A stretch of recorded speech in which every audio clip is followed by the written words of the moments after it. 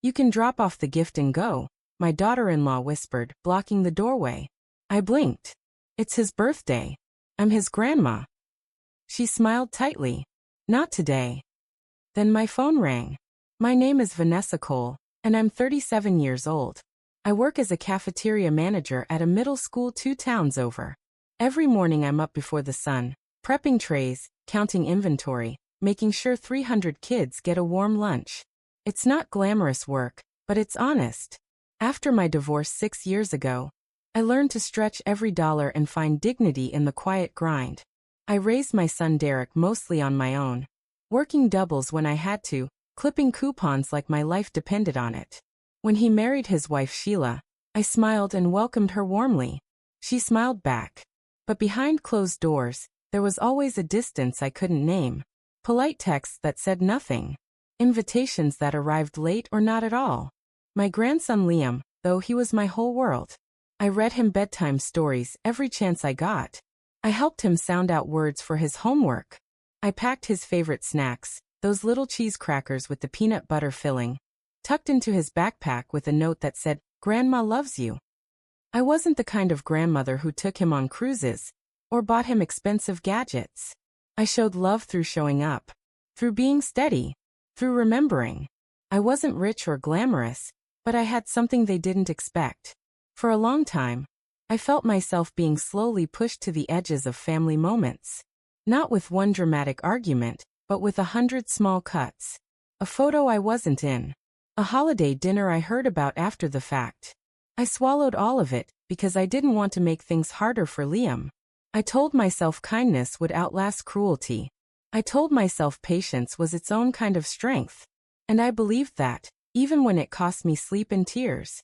If you've ever felt pushed aside in your own family despite showing up with love, you understand this ache. Subscribe if you relate, and tell me, have you ever been excluded without explanation? Click hype, or like so stories like this remind people they're not alone. The morning of Liam's 7th birthday, I woke up an hour early to frost 2 dozen cupcakes. Chocolate with vanilla swirl, his absolute favorite. I piped each one carefully, arranged them in a container lined with wax paper, and tucked a science kit into a gift bag with tissue paper I'd been saving. The kit had a volcano experiment and a crystal growing set. Liam had been obsessed with rocks lately, filling his pockets with pebbles from the playground, asking me if they were fossils. I drove 30 minutes to their house with the windows down, rehearsing a cheerful happy birthday in my head because I wanted the day to be perfect. When I got to the front door, I could hear music inside. Balloons bobbed against the porch railing. I recognized the streamers because I'd bought them myself 2 weeks earlier, when Sheila mentioned the party budget was tight. Before I could knock, Sheila appeared in the doorway. She blocked the entrance with her body, one hand on the frame, the other flat against the door. "You can drop off the gift and go," she whispered, leaning close so no one else could hear. "Space is limited." I stood there holding cupcakes and a gift bag, staring at her. Inside, I could see relatives sitting on the couch. Derek's uncle was laughing near the kitchen. There were at least 20 people in that living room. From across the room, I heard Liam's voice cut through the noise. "Grandma, aren't you staying?" Sheila didn't even look back at him. She called out in a cheerful tone. "Grandma has to work today, sweetie. She just stopped by to say happy birthday." That wasn't true. I had taken the day off specifically for this party.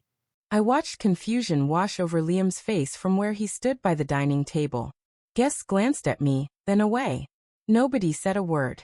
I set the cupcakes and gift bag on the entry table. My hands were shaking. As I turned to leave, I heard his sneakers slapping the floor behind me. Liam ran out the front door and grabbed my hand. "Don't go, Grandma. Please." Sheila appeared behind him immediately. She placed her hands gently on his shoulders and guided him back inside. Her voice sugary sweet. "Grandma will see you soon, okay?" The door closed. I made it to my car before the tears came. I sat in the driver's seat gripping the steering wheel, trying to breathe through the tightness in my chest. The smell of leftover frosting on my fingers made it worse somehow. A reminder of the love I'd poured into something that was rejected in seconds. Then my phone buzzed. It was the school, Liam's elementary school. The woman on the other end asked if I could come to the principal's office as soon as possible regarding Liam. I wiped my face. Is he okay? She paused. He's not in trouble, Mrs. Cole. But he specifically asked for you. Not his parents. You. The first thing the principal told me was that Liam had listed me as his emergency contact at the beginning of the school year. He'd memorized my phone number and written it on the form himself in careful, wobbly handwriting. But when the school tried to confirm it, Sheila had called and removed my name. She replaced it with her sister's number and told the office I was no longer involved in daily care. The principal, a kind woman named Dr. Henson, looked uncomfortable explaining this. She said she'd assumed it was a mutual family decision. When she saw the look on my face, she realized it wasn't. I had no idea you were unaware, Dr. Henson said carefully. I sat in that small office chair feeling like the floor had dropped beneath me. My name had been erased from a form my own grandson had filled out with love. Later that evening, I texted Sheila asking about it. Her response came quickly. We're simplifying family roles. Don't make this into something. I read that text 14 times. 2 weeks later, things got worse. I went to pick Liam up from school on a Wednesday, something I'd done every other week for 2 years. As I waited near the entrance, I overheard Sheila talking to another mother by the fence. She didn't see me standing behind the brick column. Vanessa means well, but she oversteps constantly, Sheila said, her voice casual and practiced. She can't let go. It's like she thinks Liam is her child. The other mother murmured something sympathetic. My stomach turned. That evening, I called Sheila. I kept my voice calm. I told her I'd heard what she said and asked if we could talk about boundaries openly instead of behind my back. She laughed. Not a mean laugh exactly, but a dismissive one, the kind that says you're not worth taking seriously. You're being dramatic, Vanessa. Nobody is excluding you. But Liam had started to notice. He became quieter around both of us. He stopped asking if I was coming to dinner. He stopped running to my car at pickup. He just stood there, watching like a child trying to figure out which adult was safe to love without getting in trouble. Then came the conversation with my son that broke something inside me. Derek called on a Sunday morning. He didn't ask how I was. He went straight to it. Mom, can you just keep the peace? Sheila says you're making things difficult, and honestly, I don't need the stress at home. I wanted to scream.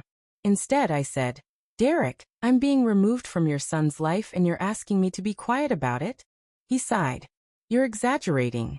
Just give her space. I hung up and sat at my kitchen table for a long time.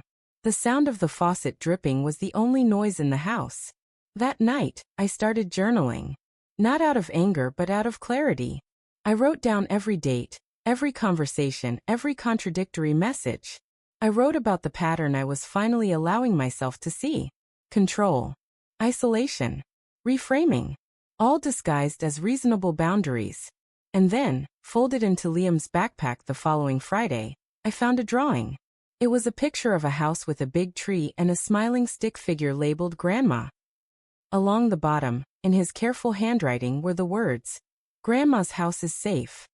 I pressed that drawing against my chest and made a decision. What Sheila didn't know was that I had been volunteering at Liam's school library every Tuesday for the past year and a half. I shelved books, read stories during free periods, and helped kids with reading logs. The staff knew me. The teachers knew me. The librarian, Mrs. Owens, saved me a mug of coffee every week. I hadn't planned any of that as strategy. I just wanted to be near Liam during the week and contribute something good. But it meant something important. People at that school had seen me. They knew my character.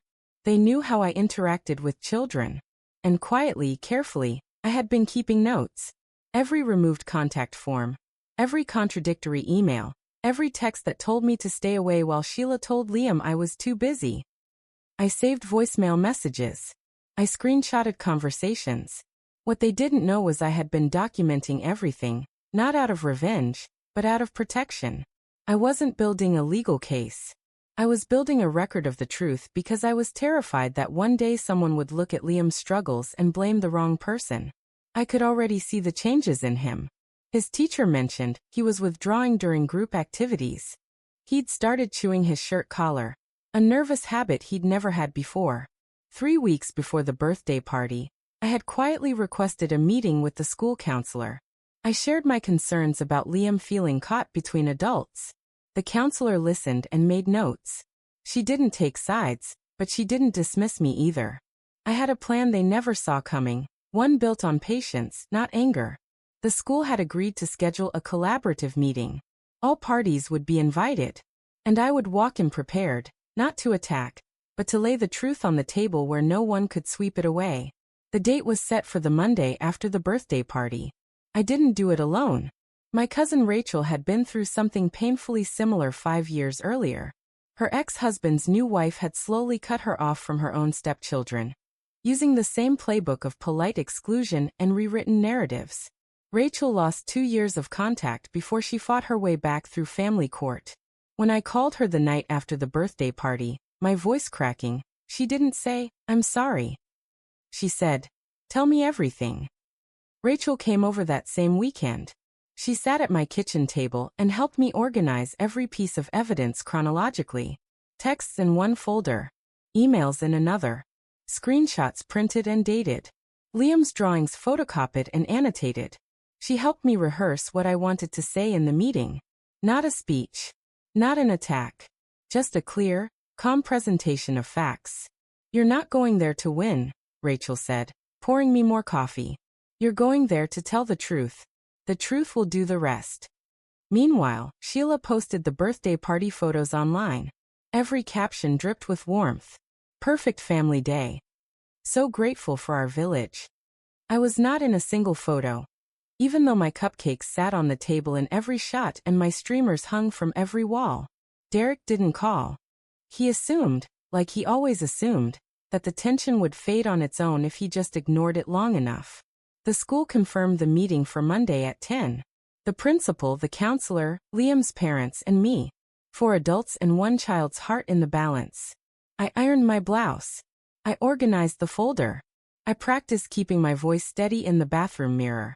Monday morning I arrived 15 minutes early. I sat in the hallway outside the conference room gripping the folder against my lap. I could hear Sheila's laugh through the door. Light. Confident. Unbothered. She had no idea what was in that folder. The conference room smelled like dry erase markers and carpet cleaner. Dr. Henson sat at the head of the table. The school counselor, Ms. Rivera, sat beside her with a notepad. Derek and Sheila arrived together. Sheila smiled at everyone warmly. She shook Dr. Henson's hand. She looked like a woman who had already decided how this would go. "Thank you all for being here," Dr. Henson began. "This meeting was scheduled because of ongoing concerns about Liam's emotional well-being." Sheila spoke first. She folded her hands and leaned forward with practiced sincerity. "We appreciate the school's concern. Liam is adjusting to some family dynamics. His grandmother is very loving, but she has difficulty with boundaries. We've had to create healthy distance." She looked at me with what I'm sure she thought was compassion. "Vanessa, we value you. But sometimes love needs limits." The room waited for me to respond. I think they expected me to get emotional. Maybe cry. Maybe apologize. I opened my folder. "I'd like to share a timeline," I said. My voice was steady. Not cold. Not shaking. Just clear. I laid out the documents one by one. The original emergency contact form in Liam's handwriting. The email from the school confirming Sheila had called to remove my name. The text from Sheila telling me to stay away from pickup. The follow-up text where she told Liam's teacher I had agreed to step back. That one was a lie. I had never agreed to anything. "You're twisting things," Sheila said. Her voice was sharper now. "These are your words," I said. "I just saved them." Ms. Rivera picked up the printed texts and read them carefully. She then referenced her own notes from our earlier meeting. She shared, with permission, that Liam had told her he felt like he had to pick a team at home. That he stopped talking about me because it made Sheila upset.